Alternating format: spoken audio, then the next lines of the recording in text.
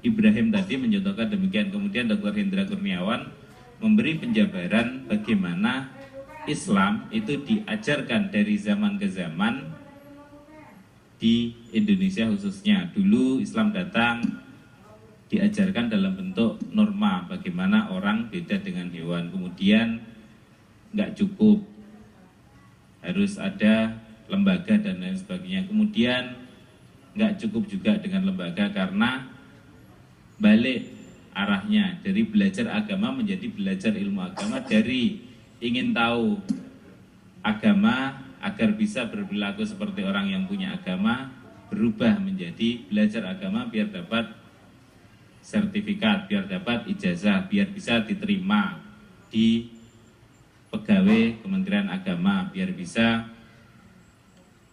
menjadi ustadz dan lain sebagainya. Padahal dulu ketika yang disebut sebagai ustadz atau dai atau pendakwah itu fungsinya adalah agar dia bisa belajar untuk memiliki ilmu yang digunakan oleh dirinya sendiri dan keluarganya dan masyarakat sekitarnya, dan dia memiliki integritas untuk turut mengajarkan ilmu agama itu. Nah, sekarang kemudian pada era terkini dan dilanjutkan juga di backup politik dengan kurikulum 2013, Pak ya. Nah, itu belajar agama dikembalikan lagi seperti zaman-zaman kedatangan Islam ke Indonesia. Jadi materi-materi agama tidak lagi dikotakkan ke dalam ilmu tafsir, ilmu hadis, ilmu Al-Quran hadis, ilmu akidah akhlak, dan ilmu sejarah Islam misalnya. Tetapi kotak-kotak ilmu ini kemudian dibuka ulang dan dimasukkan nilai-nilai dari kotak ilmu ini ke dalam pelajaran-pelajaran yang sudah ada. Misalnya ada pelajaran tentang lingkungan hidup, maka hadis-hadis tentang lingkungan hidup dimasukkan ke dalam pelajaran tersebut, sehingga semua orang yang belajar lingkungan hidup khususnya di dalam agama Islam, maka dia pasti akan pernah belajar tentang hadis-hadis Rasulullah SAW yang berkaitan dengan lingkungan hidup.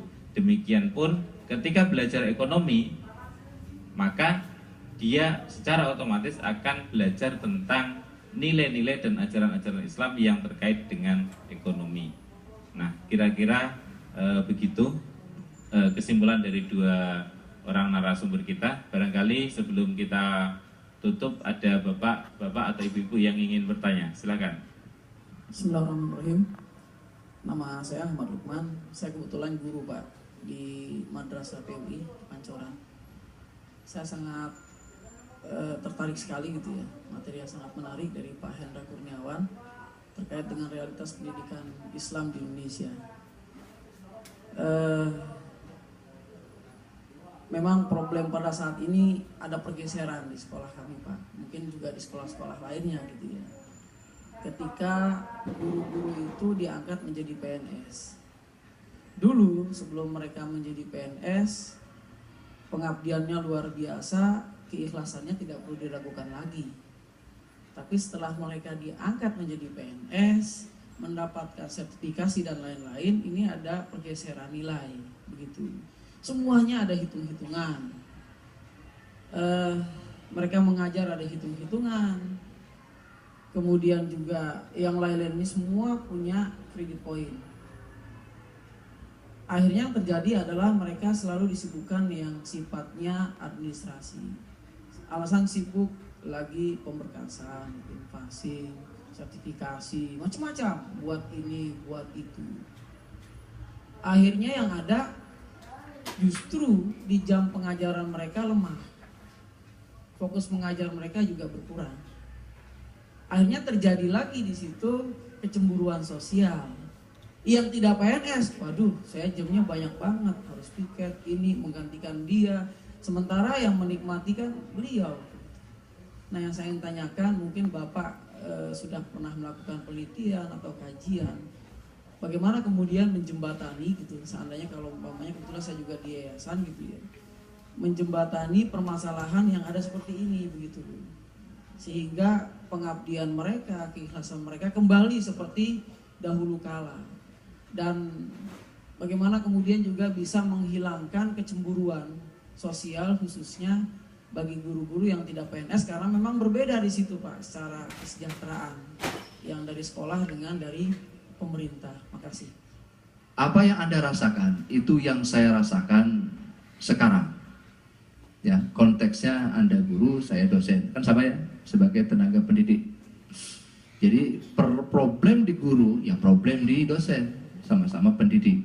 Disibukkan dengan sertifikasi, laporan progres dan sebagainya, itu yang justru hanya untuk mengejar kum dan kam, income tadi. Sehingga nilai dia sebagai guru, saya masuk dalam poin tadi, menjadi faktor internal Pak. Di 1, 2, 3, 4 poin keempat. Jadi tuntutan profesionalisme menjadikan pendidik baik guru maupun dosen hanya sebatas kuli. Saya ngobrol dengan seorang profesor doktor. Kebetulan saya waktu masih asisten dosen dia, asisten profesor. Dia bilang, kita ini kuli semua. Siapa yang menikmati? Yang punya institusinya itu. Dia seorang dokter lulusan Illinois, ya, di Amerika. Dia sampai bilang bahwa ketika dia justru mengabdi di Indonesia, dia merasa dia sebagai buruh atau kuli, seperti dokter di dalam rumah sakit. Yang menikmati itu, ya mereka itu, di strukturalnya, manajerialnya. Nah, tuntutan kita adalah supaya bisa eksis di situ, maka poin-poin tadi Pak yang dikejarkan akhirnya. Poin pemberkasan tadi, poin kum tadi Pak ya. Nah, kita harus berapa sekian kum. Kalau ditanya solusi, ya saya akan bilang bahwa tidak ada solusi yang lebih pragmatis kecuali merombak undang-undang. Kan gitu. Toh apa yang Bapak rasakan, ya ini yang berlaku di saya. Contoh misalnya gini, bagaimana orang Islam di Indonesia tahu syariat Islam? Ya oke lah, kita perlu ngiri lah ya dengan orang-orang yang ada di Aceh atau yang di tetangga sebelah di Brunei yang sudah menerapkan syariat Islam. Kalau memang Anda belajar tentang bagaimana Islam masuk dalam kehidupan sehari-hari, itu sudah berlaku. Ya tidak ada bank konvensional di sana. Ketika khotib Jumat yang sebutkan tadi itu benar-benar menerapkan apa yang diajarkan kepada orang-orang sekitar warga masyarakatnya itu, bahwa contoh nih, Innallaha ya'murukum bil adli wal ihsan wa ita'idzil qurba. Kita harus memberi sesuatu kepada orang yang terdekat, baik memberi maupun berinvestasi. Itu kan bagian dari ilmu ekonomi, Pak. Kenapa harus kurba? Kurba itu orang korib, kerabat. Bisa jadi saudara, bisa jadi tetangga, bisa jadi teman dekat. Memberi dalam konteks apa? Investasi. Kan sekarang banyak fenomena. Saya punya uang ratusan juta di bank. Paman saya, Pak D saya melarat. Adik saya miskin sampai harus pinjam ke bank. Jika memang khotib Jum'ah tadi benar-benar masuk dalam nilai dan kita anggap bahwa itu bagian dari solusi untuk umat Islam, maka tidak ada bank di muka bumi ini, Pak. Karena orang ngapain pinjam ke bank? Pinjam ke saudaranya aja. Dan saudaranya pasti ngasih. Karena norma tadi sudah tertanam dalam dirinya bahwa kita berinvestasi untuk membantu orang, terutama kuroba tadi, orang terdekat. Berarti kan mengamalkan value, mengamalkan ajaran Islam. Nah, saya bilang sama Anda tadi bahwa kita terjebak dalam persoalan sistem karena sistemnya memang sudah seperti ini. Jadi cara paling konkret adalah merubah undang-undangnya tadi. Tadi udah disinggung sedikit, minimal 2013 kurikulum sudah masuk dalam persoalan yang saya maksudkan bahwa ada ajaran-ajaran yang masuk dalam mata kuliah yang berbasis umum, tetapi tidak ada dikotomi, ya, tidak ada dikotomi anak ini ilmu umum, ini ilmu agama. Nah, jadi itu yang bisa saya jawab sementara, ya. Bahwa idealnya masih dalam impian. Nah, konkretnya perlu perjuangan, ya, terutama dalam hal merombak undang-undangnya itu. Ya, jadi jawabannya jelas Pak, kalau itu curhatnya sama berarti. Intinya rubah undang-undangnya. Kalau enggak akan sama karena ya Masukan bagus ya. Cuman persoalannya kalau saya iakan, jatuhnya saya suuzon, Pak. Ya, jadi berburuk sangka terhadap yang sudah berlaku. Kalau saya iakan. Kalau saya bilang enggak, ya memang harus ada perubahan secara mendasar. Kalau memang tidak berubah juga, kita mulai dari diri sendiri. Contoh, saya mau cerita aja Pak ya. Jika kita tetap ngotot di sini, maka lebih baik cari pekerjaan lain. Itu solusi konkret saya, kan gitu ya. Karena apa? Sekarang persoalannya guru, apalagi yang dalam hal guru agama, sudah menjadikan ia sebagai mata pencaharian pekerjaan. Maka yang terjadi adalah tuntutan profesionalisme yang justru memberatkan guru itu sendiri kan ya. Nah ini realitas. Sebenarnya ini yang harus dirubah Pak. Saya mau punya cerita yang konkret. Saya dulu pernah jadi seorang murid, membimbing murid yang lebih rendah, kemudian datang wali muridnya, ternyata dia orang besar Pak. Dia seorang profesor doktor, lulusan dari Stanford University. Dia ngobrol dengan saya punya mimpi, saya mau jadi dia, kan gitu ya, saya kepengen jadi dia. Ternyata sulit untuk jadi dia Pak. Pertama, dia datang ke Amerika dengan biaya beasiswa. Dia belajar filsafat, beasiswanya putus, sampai akhirnya dia magang jadi tukang cuci piring dan sebagainya, dan kemudian dia sampai terdampar magang di perusahaan baja. Ketika di perusahaan baja dia dapat ilmunya, dia pulang ke Indonesia, dia bikin home industry, sampai akhirnya dia bisa hidup dari bisnis recycle tadi ya, bisnis recycle baja, dan dia bisa membiayai S2, S3 dia sampai selesai yang terputus dari Amerika. Setelah lulus dari Amerika, dia bingung pulang ke Indonesia karena usahanya makin maju, sampai akhirnya dia bilang, saya sampai mengemis untuk bisa ngajar di Gajah Mada dan di Undip hanya untuk satu mata kuliah. Minimal jangan sampai ilmu yang saya cari, saya kejar jauh-jauh ke Amerika itu mubazir.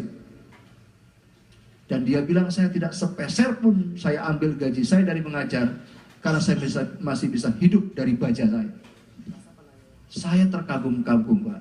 Saya terinspirasi dengan cerita itu. Kalau bisa saya punya bisnis, saya ngajar, gak perlu sepeser pun saya ambil.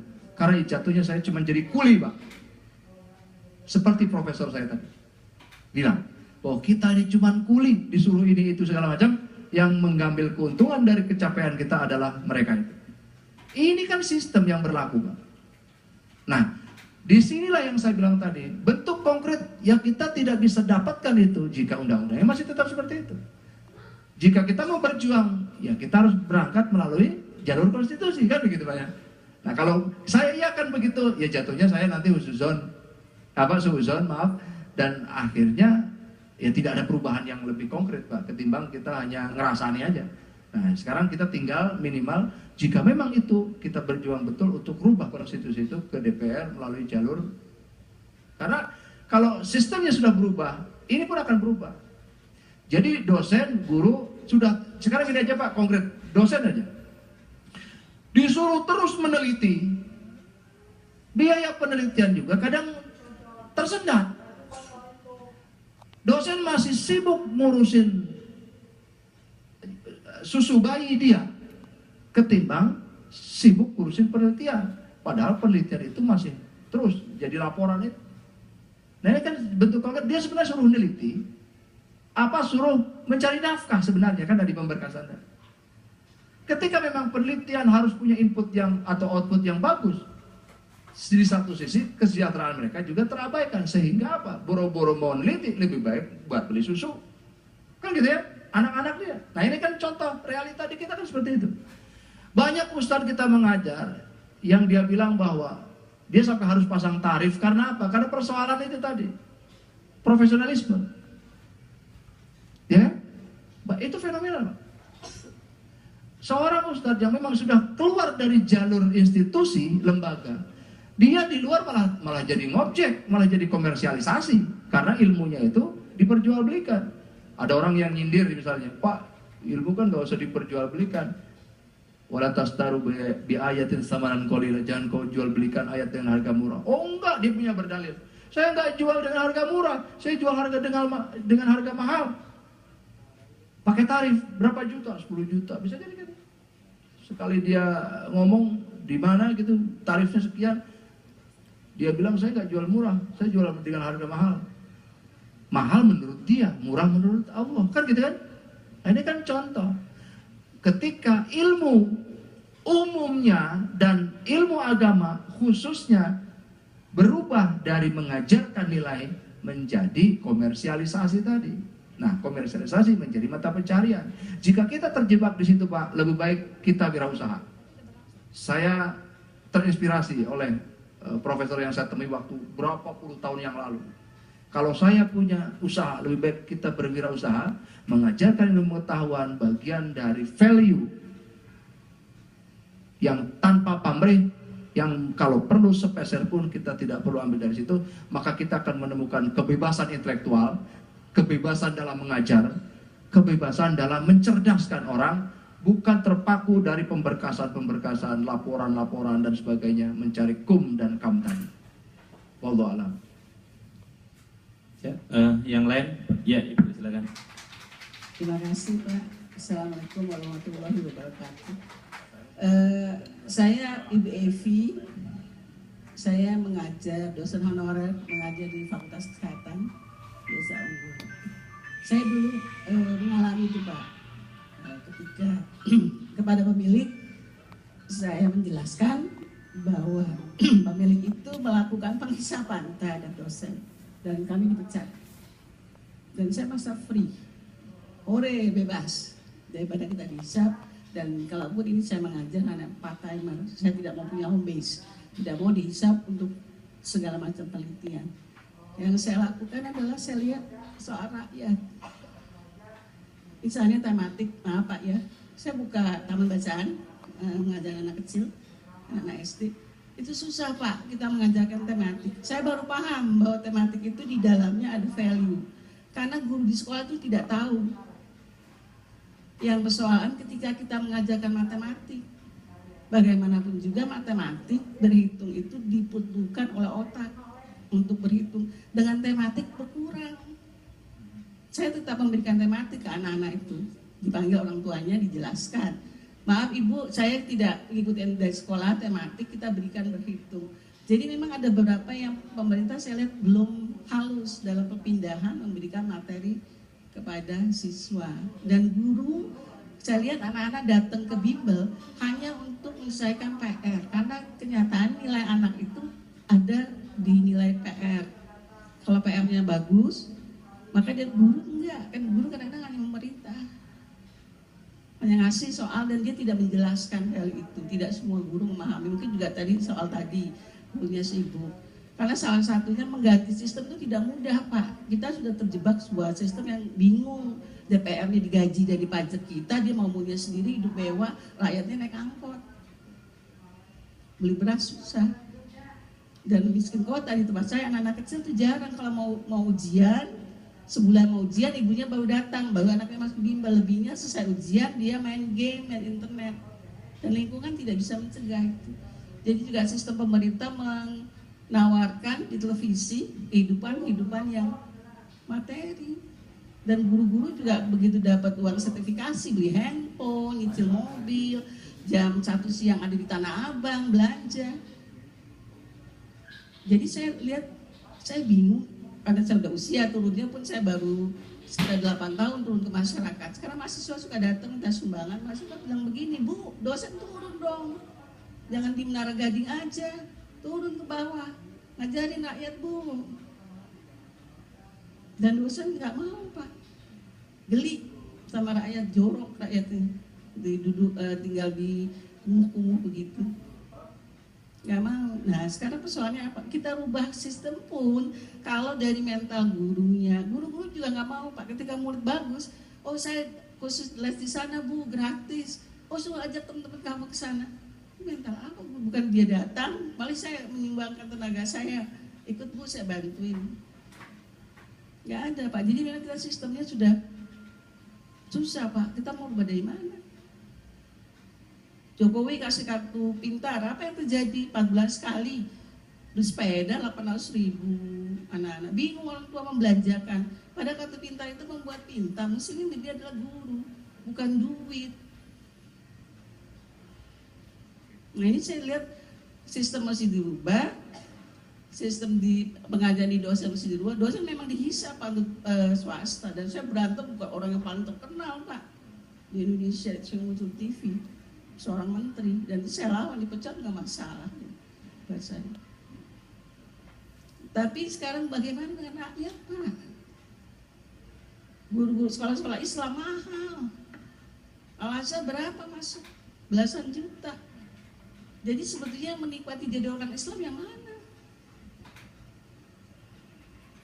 Yang mana? Al-Azhar punya kelas sendiri Pak. Dia membentuk Islam sendiri, kelas menengah sendiri. Jangan salah gitu. Kita malah aneh, orang tuanya naik angkot, yang lain semua naik mobil. Gurunya juga terbawa, sampai saya pernah marah karena anak saya disuruh ikut sama gurunya karena saya nggak punya mobil. Lalu terus buat apa saya sekolah di sini kalau sekolah nggak bisa jamin anak saya mesti numpang-numpang. Jadi inti persoalannya adalah tidak cukup hanya sistem yang harus kita pikirkan rakyat. Mungkin juga rakyat juga nggak mengerti apa yang terjadi. Jadi rakyatnya juga harus diajak diskusi. Sehingga memang untuk perubahan nggak bisa hanya dari DPR, MPR, rakyatnya harus diajak Pak. Apa yang terjadi? Banyak orang tua yang mau, tapi apa yang terjadi? Itu aja Pak, saya hanya pikir rakyat mesti diajak serta untuk melihat sebuah perubahan ini. Terima kasih. Pertama, saya tidak perlu menanggapi lebih jauh ya Bu ya, karena memang faktanya saya sepakat ya, saya sepakat karena tadi pun saya singgung sedikit dalam sisi yang lain itu bagian dari faktor internal dan eksternalnya. Sisi yang lain adalah mungkin tadi contoh saya ketika mahasiswa berpikir saya kuliah, saya sekolah untuk cari ijazah. Nah sistemnya menyediakan itu, fasilitas itu. Kayak contoh kita nih Pak, saya naik kereta mestinya itu kan dibatasi karcis supaya nanti saya nggak berdiri di dalam kereta. Kenyataannya karcis tetap dijual. Peduli amat orang mau berdiri di dalam gerbong. Kenyataan pendidikan kan seperti ini Pak Bu. Ijazah terus dikeluarin, peduli amat mau kerja apa enggak. Kan begitu. Yang penting income untuk institusinya itu. Nah ini kan institusi. Jadi pendidikan ketika dijadikan institusi, jadinya komersialisasi. Bukan yang saya sebutkan tadi. Ini kan ada faktor internal dan eksternal. Faktor sistemnya dan mentalitas siswanya, faktor internal sistem yang ada intervensi tadi ya, intervensi dari sistem undang-undang dan masyarakatnya juga ya. Jadi saya sepakat ya. Jadi tidak ada perdebatan itu. Saya mengambil intisari benang merah dari yang saya bicarakan dari awal sampai detik ini adalah fungsi pendidikan Islam, terutama di Indonesia, sebenarnya harus kembali kepada proses menyeimbangkan yang Ibu juga tadi singgung sedikit ya. Proses menyeimbangkan otak kanan dari mana? Kanan yang mana nih saya? Ini ya kanan ya. Kalau dari Ibu kiri ya. Menyeimbangkan otak kanan dengan otak kiri kita. Itu aja. Jangan terlalu ke kanan-kanan, jangan terlalu ke kiri-kiri. Kanan lebih ke bersifat apa? Simpati, empati dan sebagainya. Kiri lebih ke matematis tadi Bu ya. Ini kan persoalan tematik, persoalan ke terlalu simpati juga nggak bagus. Quran juga menegaskan wala taj'al yadaka maglulatan ila ulukika wala tabsutha kulla basit. Jangan terlalu kerikir, jangan terlalu royal dalam menyumbang. Ini udah jelas harus rasional, seimbang. Nah, orang berbisnis ya jangan terlalu kiri, hitungan-hitungan untung rugi terus kan yang dia hitung. Profit tadi ya, profit oriented terus. Islam masuk untuk seimbang yang empati tadi. Ya minimal nolong orang. Bisnis saya minimal beli 1000 jual 1500. 500 kita pakai profit, 1000 buat beli lagi. Begitu seterusnya. Oh, kita kan enggak karena terlalu ini hitung-hitungan. Modal 1000 jual 5000. Saya yakin hukum alam akan bekerja di situ. Orang nggak akan beli lagi di situ karena udah kapok kan. Kalau niatnya di orang mungkin orang pedagang yang bisa ngambil untung mungkin tipis, tujuannya mungkin lebih besar adalah mengambil pelanggan itu. Itu kan yang diajarkan oleh norma. Ya niatnya nolong orang, masa sih orang udah nyari beras susah masih harus dia menyediakan uang lebih. Maka di dalam Islam dilarang monopoli, dilarang ihtikar, ya, menimbun dan sebagainya. Orang sekarang fenomena orang yang berlaku ekonomi yang murni itu banyak yang kaya. Karena apa? Karena orientasinya tadi profit tadi. BBM mau naik, borong habis. Ya, ketika orang butuh, orang terpaksa beli dia kasih harga lebih jauh dari harga di SPBU. Orang pasti terpaksa mau beli. Ahli ekonomi akan bilang kamu bagus menjalankan ekonomi. Tetapi dalam Islam Anda zolim, kan begitu? Karena otak kiri Anda terlalu bekerja lebih maksimal. Nah ini yang saya bilang tadi bahwa Islam masuk mengajarkan untuk seimbang antara dunia dan akhirat, antara otak kiri dan otak kanan, antara logik, matematis dengan empati dan segala macamnya. Assalamualaikum warahmatullahi wabarakatuh. Ya, Bapak dan Ibu-Ibu sekalian, mungkin masih ada banyak pertanyaan, tetapi kami mohon maaf karena keberadaan kita di sini dibatasi juga oleh waktu, dan salah satu ciri dari orang beriman itu menghargai waktu. Ya masa kita nggak menghargai waktu kan? Karena kita masih mengaku kita orang yang beriman. Terima kasih atas perhatian, kedatangan, dan simpati serta partisipasi dari bapak-bapak dan ibu-ibu sekalian. Sebelum nanti mungkin Bapak Dr. Hendra menyampaikan closing, saya undur diri. Saya sampaikan sekali lagi terima kasih atas perhatiannya, dan ini akan ditayangkan di Aswaja TV satelit Palapati 2932 5800 vertikal. Saya Saifullah Amin. Wassalamualaikum warahmatullahi wabarakatuh. Pada Pak Hendra kami persilakan. Sebenarnya udah di closing tadi ya sebenarnya. Oke. Ya inti saya adalah momennya pas ya. Ini acara pameran buku. Orang baca buku bukan karena tuntutan formalitas, tetapi karena memang proses penyadaran tadi bahwa saya dengan buku akan membuka wawasan. Saya pernah kedatangan mahasiswa datang ke kamar saya waktu itu, terus dia bilang, Pak bukunya banyak. Saya bilang sendiri, belum tentu saya lebih pintar dari Anda. Karena buku yang saya punya kebanyakan diktat kuliah. Hanya formalitas, hanya untuk referensi. Siapa tahu Anda datang ke sini nongkrongin tempat rak buku saya, satu buku Anda ambil, Anda baca betul dengan baik, dengan curious, rasa ingin tahu, Anda jauh lebih pintar dari saya, karena saya hanya formalitas baca buku itu untuk mengerjakan tugas saya. Nah ini kan contoh bahwa sesuatu yang lebih tidak formal justru akan mendatangkan yang lebih bagus ketimbang sesuatu yang lebih formal. Itu saja ya. Momen pameran buku ini bisa lebih meningkatkan orang sadar ya, giat membaca buku. Assalamualaikum warahmatullahi wabarakatuh.